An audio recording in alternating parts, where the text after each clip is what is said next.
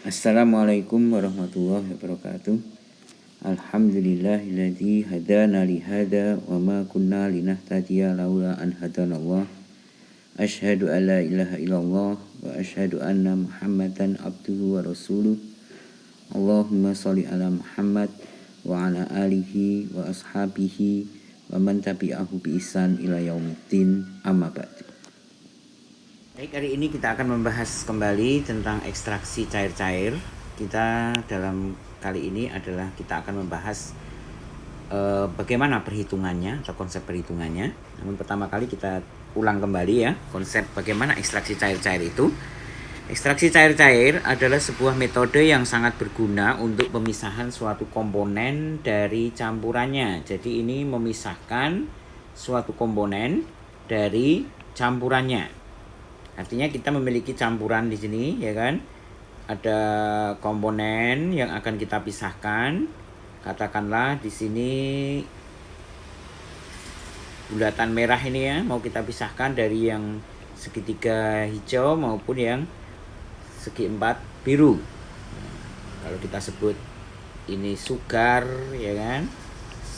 Sugar atau gula, kemudian kita sebut ini sebagai minyak misalnya, lalu kita sebut ini sebagai oilnya ya, oil sama dengan minyak ya, kita sebut ini sebagai air, ya kan, air.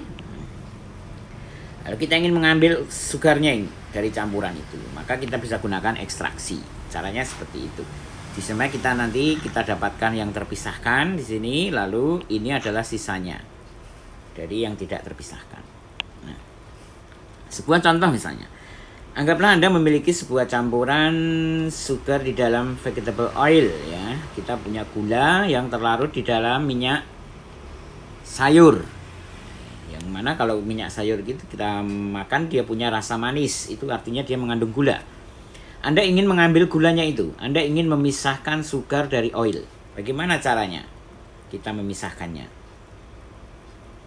Lalu Anda melakukan observasi. Wah, bagaimana ya kita bisa memisahkan sugar dari oil ini? Kalau kita observasi, kita teliti, ternyata sugar itu terlalu kecil ya.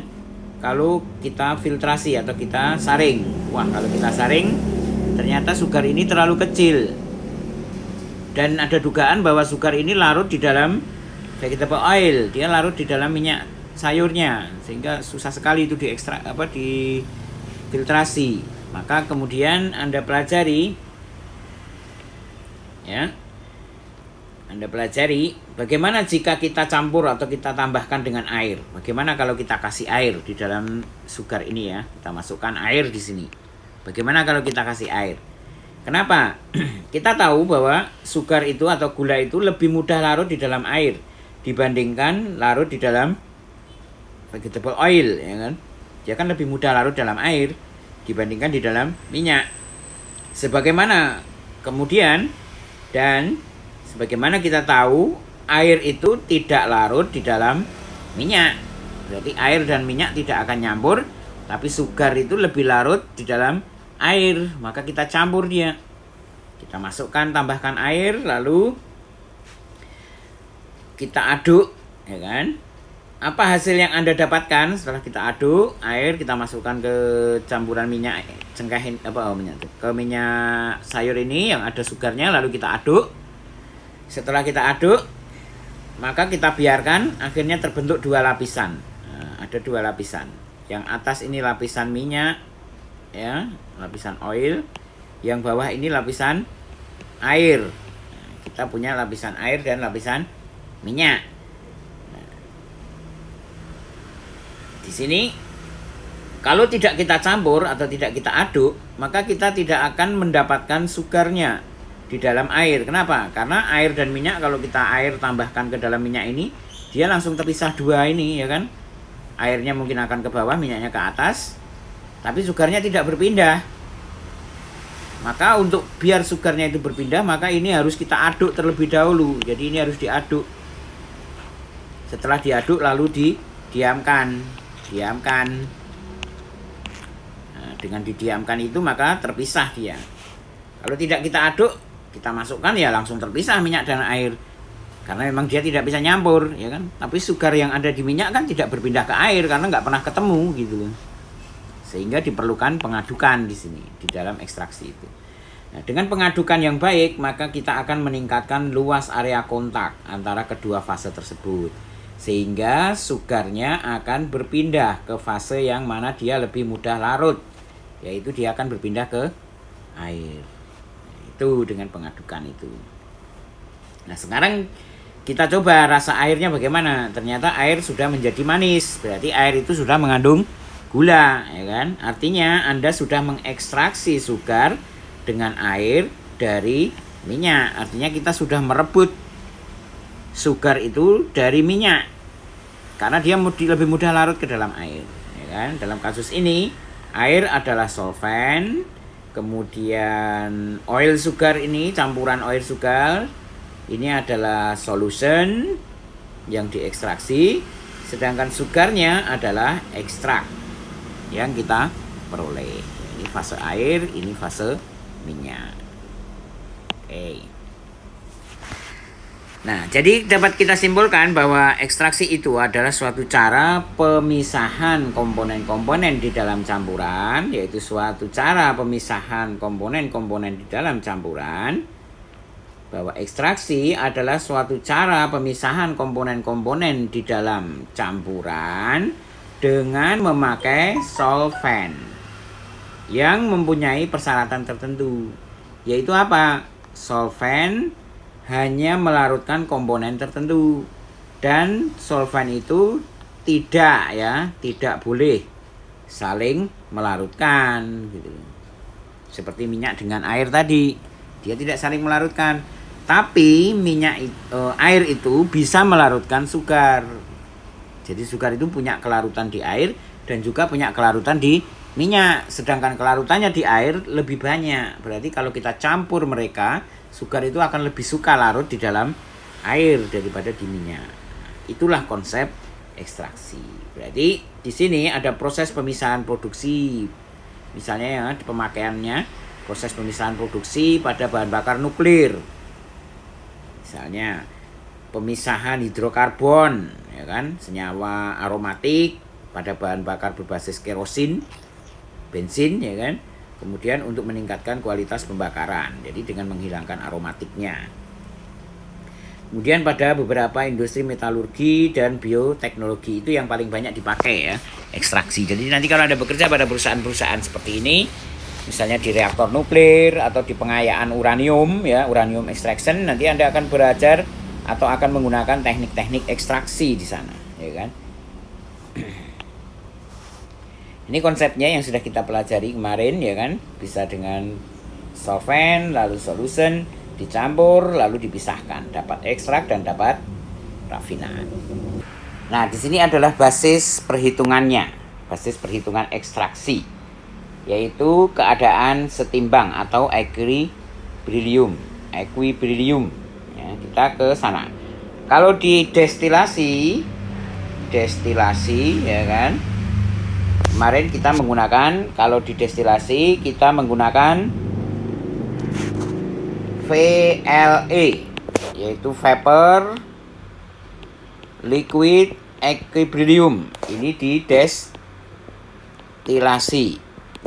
yaitu pemisahan gas dan liquid sistemnya. Sedangkan pada ekstraksi sama juga di equilibrium setimbangan, tetapi kita menggunakannya LE, yaitu liquid equilibrium, yaitu keseimbangan cair-cair. Nah, di sini kita lihat ya, suatu komponen misalnya kita punya A, apa itu A? Misalnya aseton lah ya. Kemudian B-nya asetat ya, misalnya ini. Kemudian C-nya adalah metil isobutyl keton, atau kita sebut saja kita punya A, B, dan C.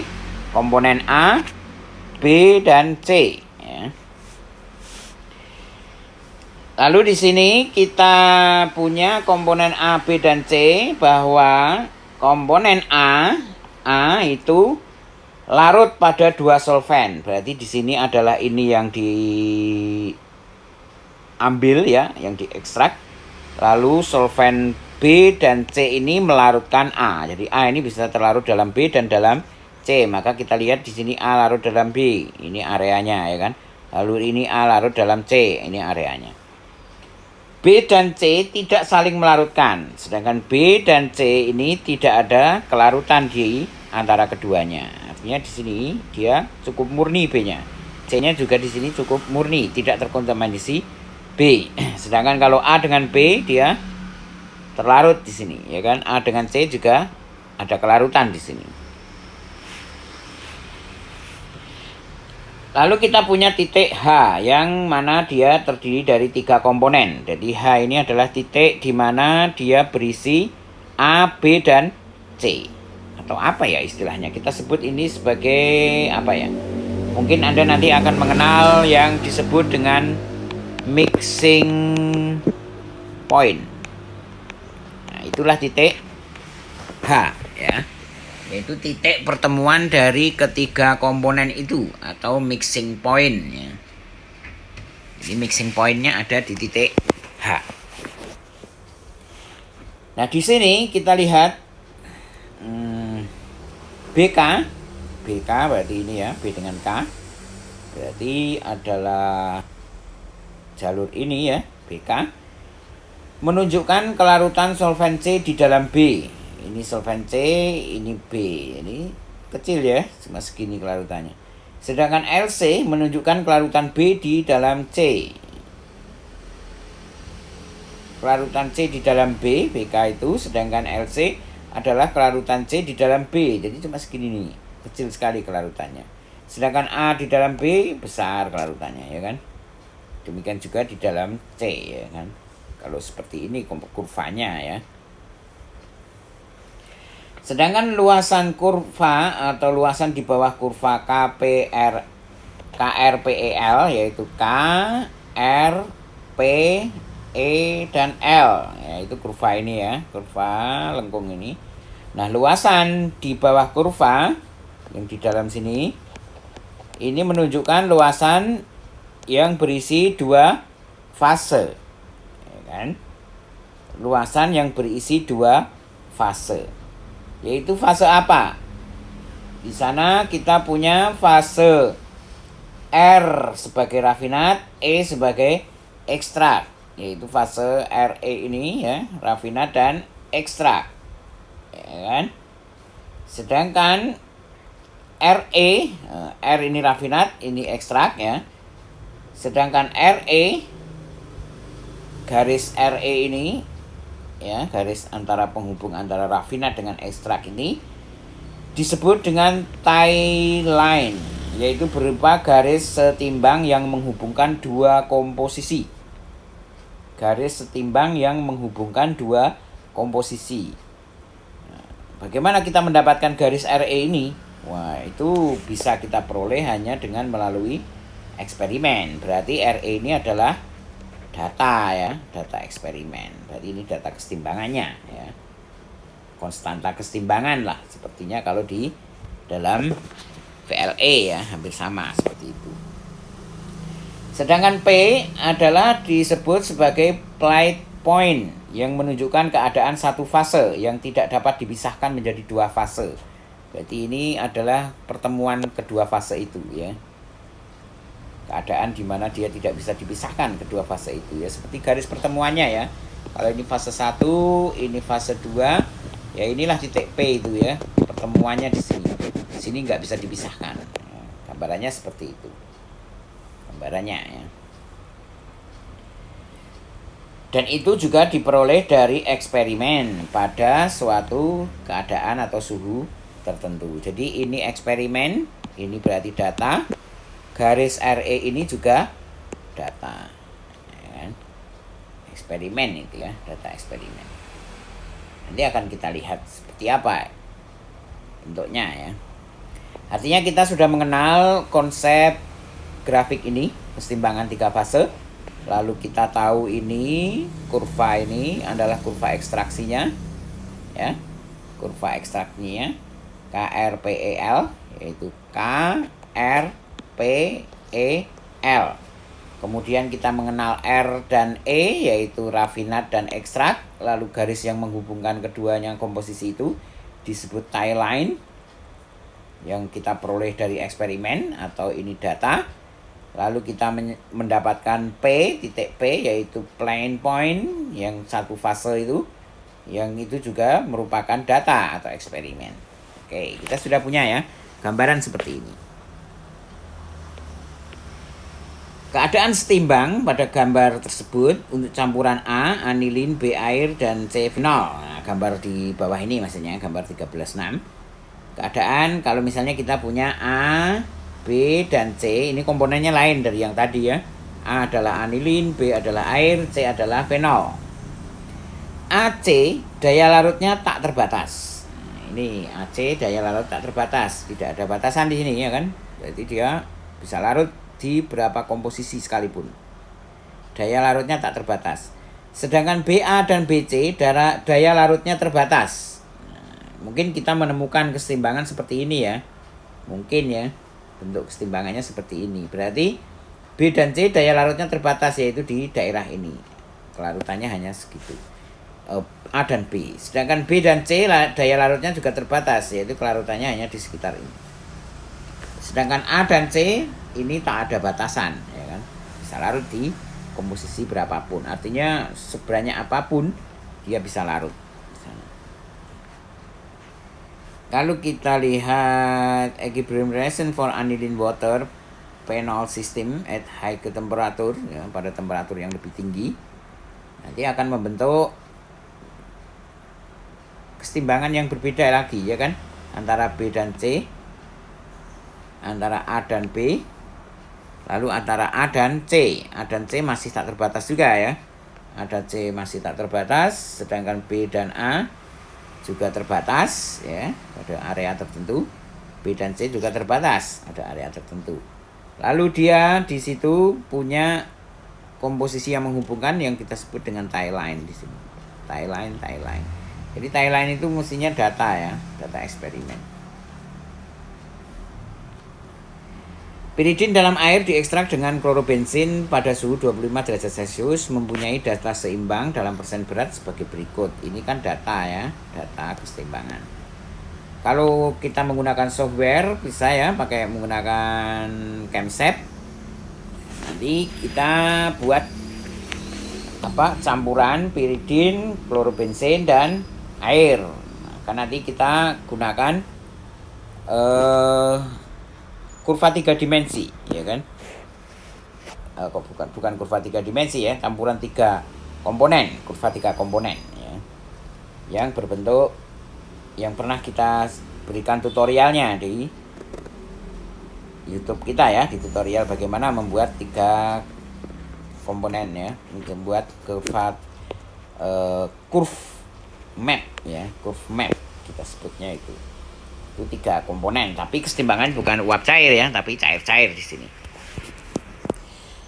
Nah, kalau kita plot data itu, data kesetimbangan yang ada ini, data di atas ini dengan sistem koordinat segitiga sama sisi, akhirnya ya. Jadi plot data kesetimbangan di atas dalam sistem koordinat segitiga sama sisi. Nah, diinginkan mengurangi konsentrasi piridin dalam F, yaitu 2000 kg umpan piridin air dengan XF 50%, agar dia berkurang menjadi hanya 2%. Jadi piridin di dalam air diambil, ditarik oleh klorobensin, sehingga kadar piridin di dalam air akhirnya nanti hanya 2%. Itu konsep yang akan kita lakukan pemisahannya, ya kan? Lalu pertanyaannya, berapa solvent yang dibutuhkan jika diselesaikan menggunakan segitiga sama sisi A tadi? Kita buat plot ini dalam segitiga sama sisi. Lalu kita menghitung berapa jumlah solvent. Jadi memang fokusnya di sana ya, dalam perhitungan ekstraksi itu, yaitu kita mesti memikirkan berapa jumlah pelarut yang kita gunakan agar kita bisa mendapatkan recovery yang kita inginkan ini, agar sisanya menjadi sekian, ya kan? Sisanya 0 bisa nggak? Ya nggak mungkin ya. Pasti ada sisa itu walaupun 0, ya kan. Jadi bagaimana kita mendapatkan itu? Ya kita harus hitung berapa jumlah solvent yang kita perlukan. Kalau solvent yang kita masukkan kok kurang, ya nanti outputnya tidak akan segini, ya kan? Pasti bisa lebih besar lagi, mungkin 10%. Artinya yang kita ambil lebih sedikit, ya kan? Kalau solventnya sangat banyak sekali, ya nanti akhirnya akan kita peroleh yang kesetimbangan. Nanti kesetimbangannya berapa? Kalau kesetimbangannya hanya 2%, ya akhirnya kita peroleh 2% juga. Tapi kan kita jadi boros menggunakan solventnya jadinya, ya kan? Butuhnya hanya 1 liter, kita pakai 100 liter. Dapatnya sama aja 2%. Yang tersisa. Kalau kita hanya pakai 10 liter, ternyata dapatnya juga 2%. Kalau kita pakai 1 liter, dapatnya 2%. Berarti kan lebih baik kita gunakan 1 liter, lebih efisien. Itulah tujuan dalam perhitungan ini, yaitu menghitung berapa jumlah solvent. Kalau kita pelajari ya, kita baru menghitung sekarang, tapi orang-orang sudah mengenal ekstraksi sebelum kita menghitung. Lalu bagaimana cara mereka menghitung? Ya coba-coba, pakai aja solvent sebanyak-banyaknya. Nanti dia dapat hasil gitu aja. Tapi kan tidak efisien dengan cara seperti itu. Nah, dengan adanya software-software yang kita punya, sistem kesetimbangan yang sudah bisa kita prediksi, yang kita verifikasi dengan eksperimen, akhirnya kita bisa melakukan proses ekstraksi secara simulasi. Dan itu bisa mempermudah kita di dalam perancangan. Maka akhirnya kita bisa merancang alat yang lebih efisien. Ini ya konsepnya. Jadi larutan piridin air sekian kilogram, murah-murah mengandung 50% piridin, diekstrak menggunakan klorobensin. Kemudian rafinat dari ekstraktor 1 diekstraksi kembali dengan solvent yang beratnya sama dengan rafinat tadi. Jadi ini kayaknya bertingkat, ya kan? Lalu berapa jumlah ekstraktor yang diperlukan agar outputnya hanya mengandung piridin 2%.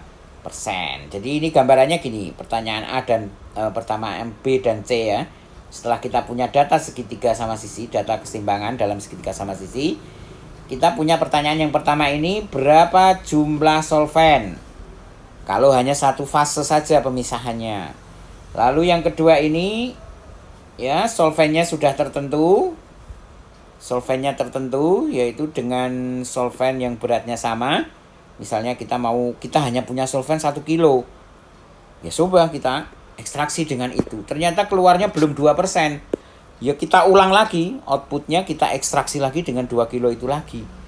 Nah akhirnya kalau kita lakukan dengan cara seperti itu, berapa jumlah ekstraktor yang kita perlukan? Jadi ada dua konsep perhitungan di sini. Menghitung jumlah solvent, lalu menghitung jumlah ekstraktor. Itu kemungkinan yang kita tanyakan di dalam kasus ekstraksi ini, ya kan? Tuh. Akhirnya kita berbicara tentang rasio selektivitas. Ya, rasio selektivitas yaitu antara XA dan XB yang terlarut di dalam ekstrak dibandingkan dengan XA dan XB yang terlarut di dalam rafinat. Bagaimana selektivitasnya? XA dan XB adalah fraksi mol atau fraksi massa A dan B dalam ekstrak dan rafinat. Ya kan? Sedangkan beta adalah ekstraksi yang analog dengan alfa di dalam destilasi. Apa itu alfa dalam destilasi? Apa ini alfa? Alfa adalah K1 per K2. Asa 1, 2. Berarti alfa ini apa? Relatif volatility, ya kan? Relatif volatility, ya kan? Relatif volatility. Nah, beta di dalam ekstraksi itu sejenis itu. Relatif volatility kalau di dalam VLE, ya kan? Tapi dalam LLE kita menyebutnya beta. Kalau betanya sama dengan 1, tidak terjadi pemisahan. Kalau alfanya sama dengan 1, apa tidak terjadi pemisahan? Pertanyaan yang sama ya. Tapi kita lupa. Oke lah, kita fokus ke sini. Artinya di dalam ekstraksi ini beta sama dengan 1, tidak terjadi pemisahan. Berarti harus beta kurang atau beta lebih dari 1, ya kan? Nah, sekarang perhitungan stage seimbang dapat kita lakukan secara analitik dan secara grafik. Sama ya dengan di destilasi, ya kan. Alatnya pun bisa juga bentuknya sama, ya kan, ekstraktor seperti itu. Tapi kalau ekstraktor jelas ada pengaduk dan ada dekanter atau pemisahnya. Jadi analitik nanti juga tergantung mau counter current stage atau co-current atau multi stage. Counter current multi state ekstraktor, ya kan. Partial immiscible atau immiscible solventnya. Kita ada beberapa kasus, ya kan, perhitungannya. Tergantung behaviornya, ya, tergantung sifat dari yang kita ekstraksi. Kemudian grafik juga ada counter current multi state, single state dan multi state, ya. Oke, counter current single state ekstraktor untuk partially miscible solvent, ya, ketika solventnya ini terlarut secara parsial, artinya sedikit terlarut. Berarti di sini ada jarak ini, ya kan, sedikit terlarut. Kalau tidak terlarut ya pasti begini, ya kan, nggak ada larutan, pasti begini langsung, ini nggak ada larutan, nggak ada yang terlarut di dalam solvent itu. Berarti di sini ini yang diekstrak, ini solvent A, S ini solvent juga. Tapi ini kalau lihat ini campurannya, ya kan. Berarti C di dalam solvent tak terbatas, C di dalam A juga tak terbatas. Artinya dia larut di keduanya. Tapi tinggal mana yang lebih banyak nanti, ya kan? Menurut HK atau hukum, ya, menurut hukum perbandingan terbalik, Fm dibagi Ms sama dengan S per F. Fm berarti jarak garis ini, maksudnya Fm itu adalah garis F ke M ini dibagi dengan garis M ke S, ya, dibagi dengan garis M ke S. Saya pakai warna yang lain aja, ya. M ke S misalnya kita pakai warna hijau, ya kan. Dibagi dengan garis M ke S.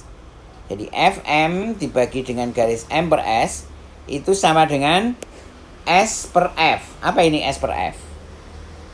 Sama dengan S per F. S per F berarti ini sama dengan perbandingan apa ini?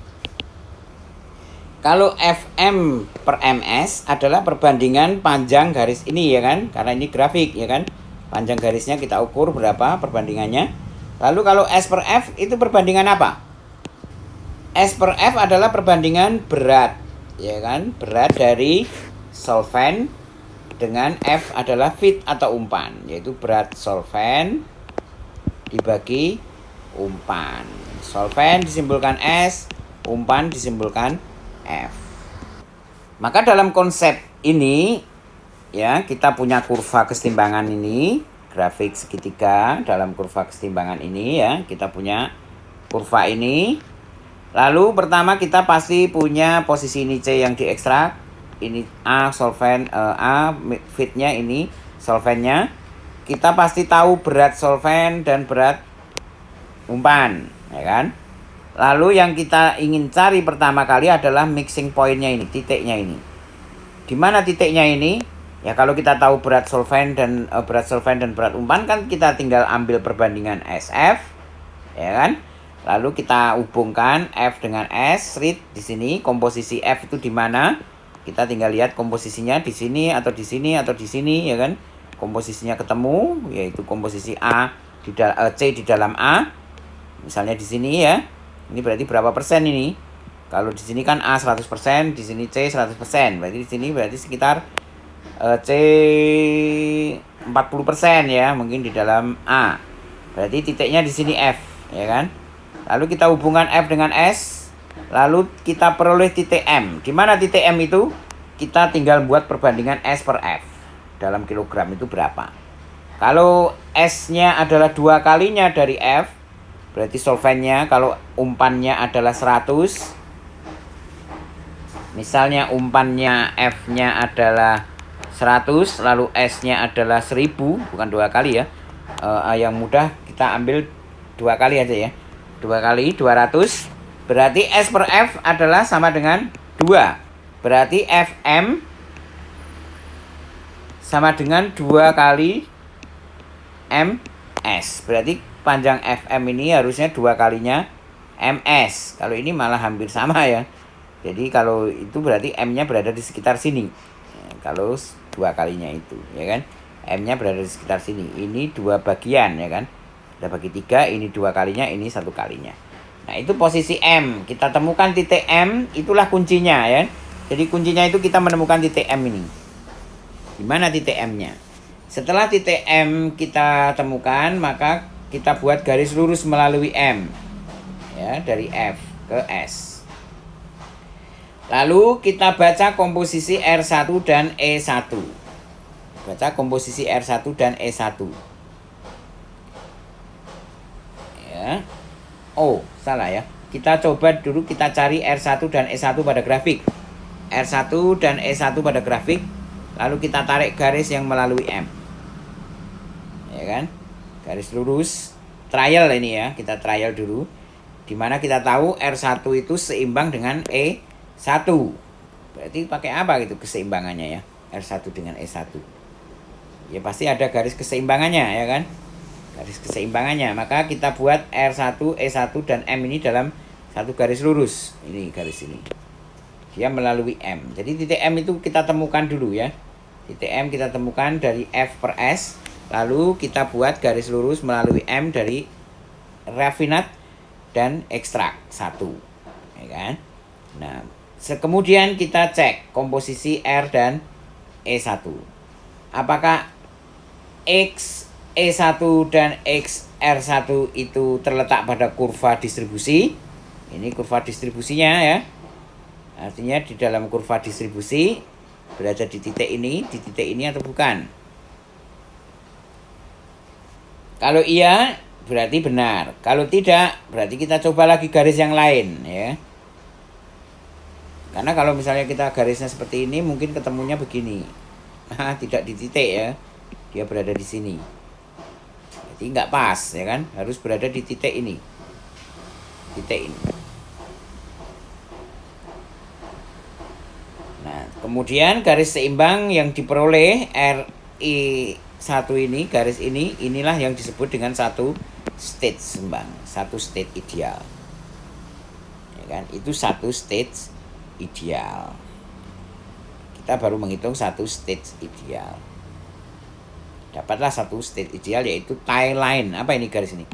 Itu adalah garis tie line. Kita peroleh dari data, ya kan? Maka kita cocokkan dengan data, ya kan? Data ini, gitu loh. Cocok nggak di situ? Ada nggak komposisi itu di dalam keseimbangan? Kalau enggak ya nggak bisa, ya kan? Jadi titik M kita temukan, itu kuncinya. Lalu kita bandingkan di komposisi ini. Ada nggak komposisi R dan E1 yang kita peroleh dari trial titik M itu?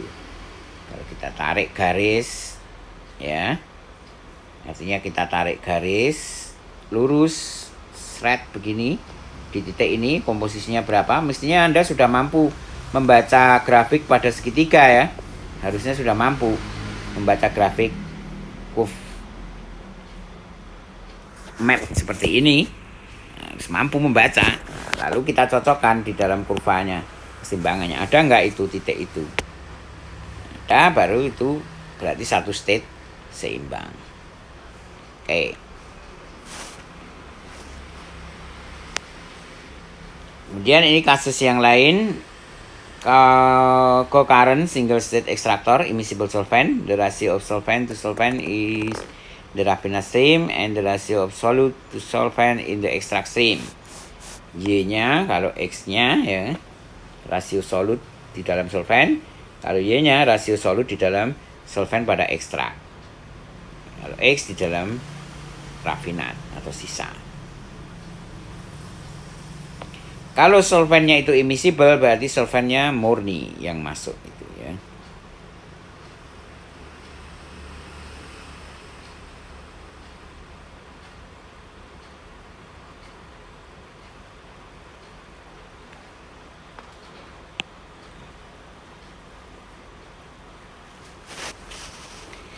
Jika kurva seimbangannya gitu kita dekati dengan garis linear, Y sama dengan MX, ya, garis linear, kurva seimbangannya ini kan hampir linear ya, melengkung tapi hampir lurus lah.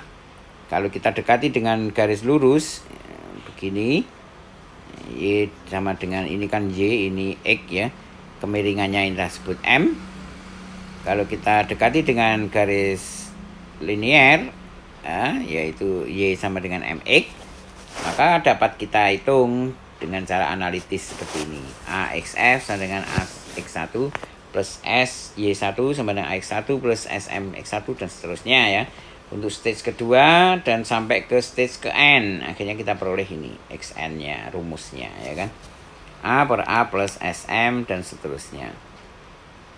N-nya adalah sama dengan log XN per XF per log A per A per SF. Ini untuk perhitungan multistage ya, secara analitis. Kalau tadi secara grafis ya, ini secara analitis.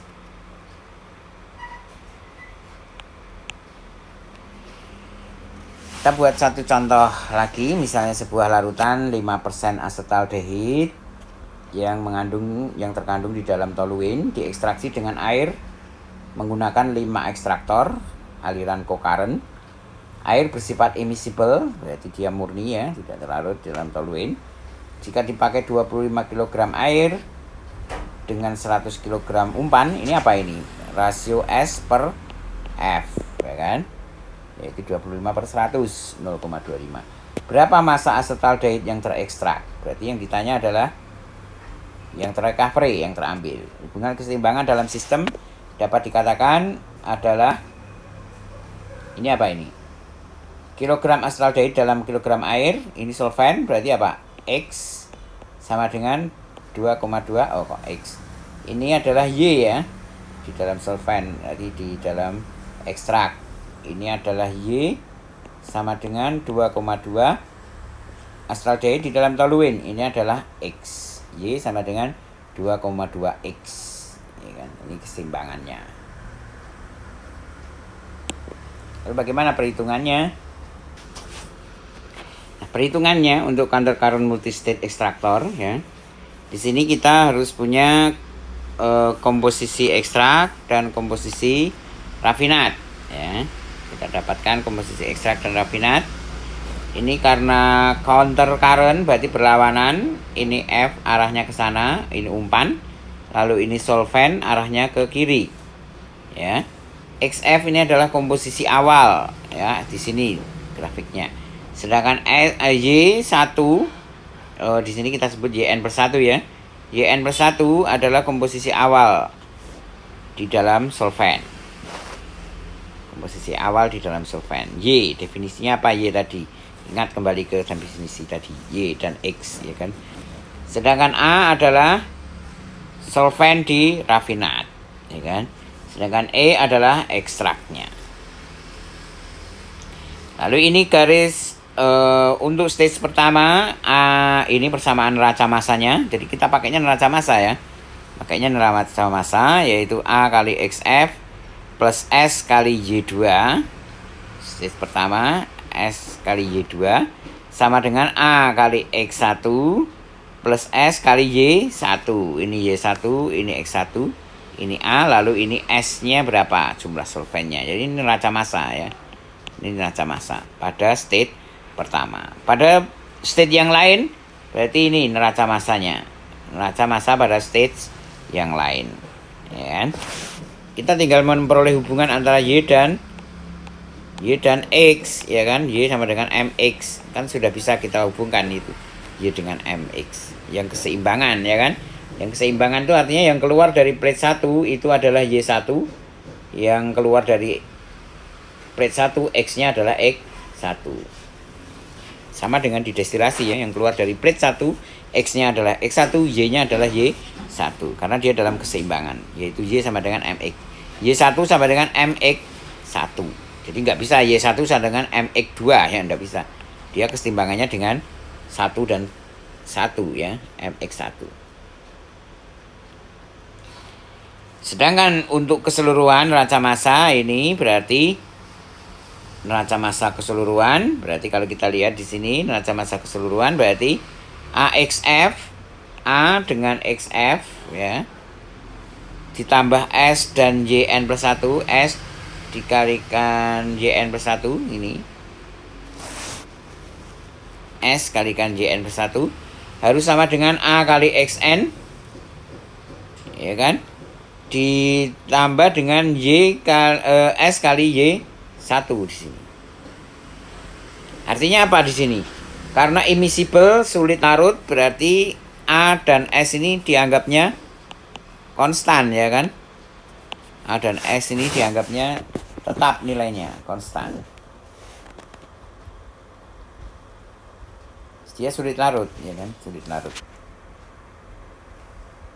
Ini persamaannya, lalu kita dapatkan persamaan garis operasinya adalah YN plus 1 sama dengan A per S XN min XF plus Y1. Nah, ini garis operasinya, ini equilibriumnya, lalu tinggal dihitung berapa jumlah plate-nya, sama seperti di destilasi. Cukup mudah cara grafis dan dengan menggunakan neraca massa. Nah, ini sekarang kita lihat contoh kasus ya. Kita punya solvent S dipakai untuk mengekstraksi 10% XF massa ya, larutan A di dalam B, yang jumlahnya larutannya adalah 400 mililiter per detik, menggunakan ekstraktor aliran berlawanan sebanyak 3 tingkat, yaitu jumlah plate-nya 3. Ini satuannya masih liter per detik, mililiter per detik, berarti kita ubah ke kilogram per detik ya, kilogram ke massa. Pertanyaannya hitung komposisi rafinat dengan menggunakan jumlah solvent yang sama berapa ya, hitung komposisi rafinatnya. Ini data yang kita punya. Nah, di sini counter current operation berarti kita ubah dulu ya dari solvent tadi menjadi satuan kilogram per second. Demikian juga dengan flow rate A. Solusinya dari 400 ml kita ubah dia ke satuan massa ya, kilogram per second juga. Tapi kita tidak tahu dia mengandung A berapa persen ya, asumsikan aja A kecil seperti ini ya kan. Maka nanti akan kita peroleh ini satuannya dalam kilogram per second, ada A kecil di sana. Lalu kita hitung flow rate-nya total ya kan, concentration solution-nya, lalu kita hitung concentration solution-nya, kemudian mass flow rate-nya kita dapatkan ini B-nya ya kan, kemudian dengan rasio AB kita di dalam feed kita peroleh XF.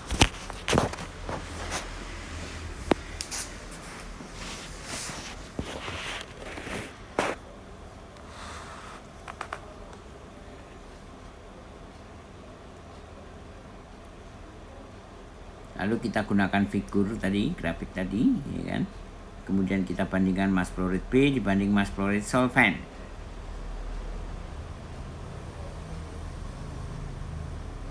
Rasio solvent dan pan ya. Akhirnya akan kita peroleh final rafinatnya, komposisi rafinat finalnya 0,057 kg A per kilogram B. Cukup panjang ya, nanti bisa dipelajari sini. Bagaimana cara grafisnya ini digambarkan ya. Kalau kita punya kurva keseimbangannya, kita tinggal hitung aja slope-nya ya kan. Kita dapatkan slope-nya A dan B. Kita bisa menghitung untuk 3 plate ya, 3 plate 1, 2 dan 3 ya kan. Berarti kita akan memperoleh komposisi akhirnya. Cara analisis di sini. Ini adalah garis operasinya, yaitu garis operasi yang ini, slope kemiringannya A per B ya kan, B per S. Bisa juga dihitung. Ini kan kalau di redesign ulang kan menjadi B per S ini. A per S itu atau B per S ya. Dalam konteks ini adalah B per S. Karena A adalah rafinat di dalam apa tadi? A adalah solvent di dalam rafinat. Berarti kita menghitung berapa solvent yang ada di dalam rafinat itu. Solution, solventnya S ini, lalu yang solution ini, lalu solvent di dalam rafinat itu berapa? Ya kan, flow rate B ini berapa? solvent di dalam rafinatnya.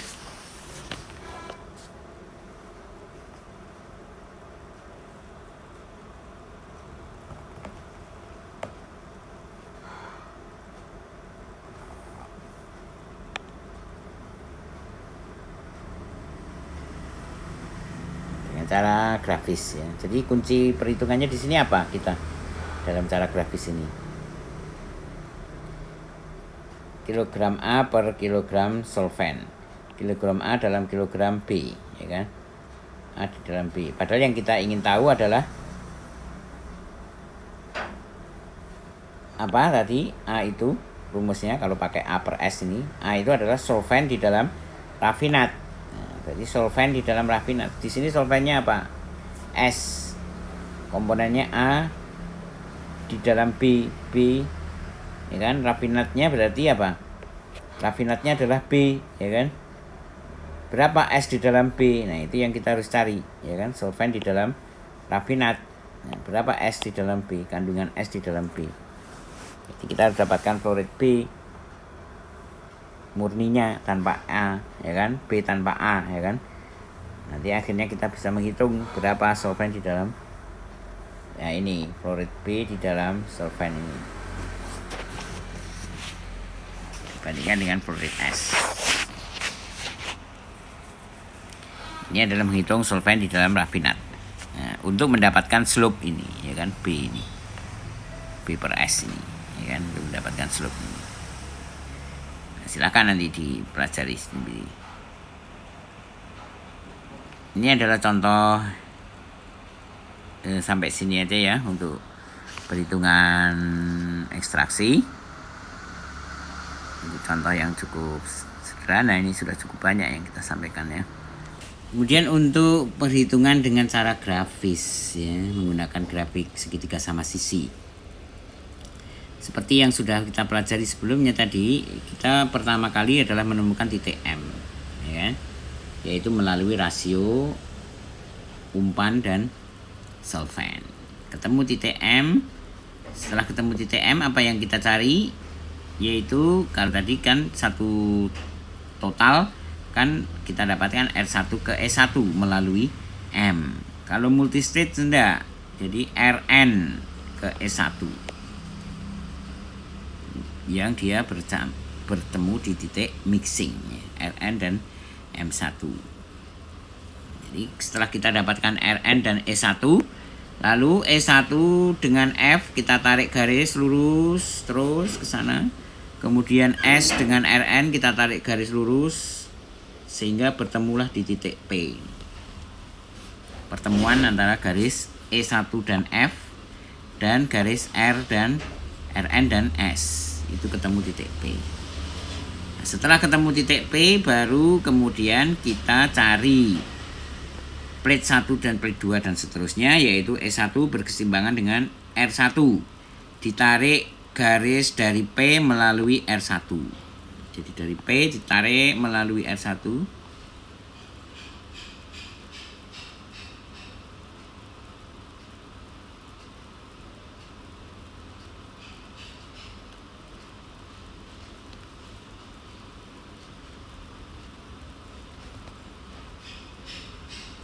Di mana R1 itu? Nah, R1 itu adalah keseimbangan antara E dengan R1 ini, ya kan? E dengan R1. Wah, di mana itu posisinya ya? Tie line, ya kan? Diambil tie line. Tie line itu kan data ya. Ini harus datanya harus tahu. Data keseimbangannya. Ketemu titik R1 di sini, lalu kita tarik garis dari P untuk memperoleh ekstraknya. Jadi ekstraknya diperoleh setelah ketemu R1-nya. Nanti tie line lagi kita dapatkan R2 melalui tie line, melalui R2. Lalu kita tarik dari P lagi melalui R2 untuk mendapatkan ekstraknya. Jadi E2 berkeseimbangan dengan R2, ditarik garis P melalui R2, diperoleh E3 E2. Jadi mencari ekstraknya menggunakan P ditarikkan ke atau melalui garis R1, R2 dan R3 untuk mendapatkan ekstraknya ini. Sedangkan ekstrak dan rafinat itu berkeseimbangan, jadi dia dalam garis tie line. Makanya nanti kalau diberi grafik lalu ada tie line-nya, ya kita tinggal temukan tie line itulah lokasi ekstrak dan rafinatnya yang berkeseimbangan itu. Karena itu kan data eksperimen, ya kan? Data eksperimen. Sebenarnya lebih mudah pakai cara grafis ya. Seperti ini, kalau tadi cara analitis. Nah, sekarang ini contoh. Ini kan kita sudah diberi tie line-nya, ya kan? Ini tie line-nya. Data eksperimen karena itu, ya kan? Nah, ini bisa dikerjakan nanti untuk latihan. Baik, demikian saja ya untuk kuliah kita. Cara perhitungan ekstraksi ini hanya gambaran saja ya. Nanti kita akan berikan tutorial sendiri latihan bagaimana menggunakan atau menghitung ekstraksi secara lengkap. Baik, semoga bermanfaat. Kita akhiri. Assalamualaikum warahmatullahi wabarakatuh.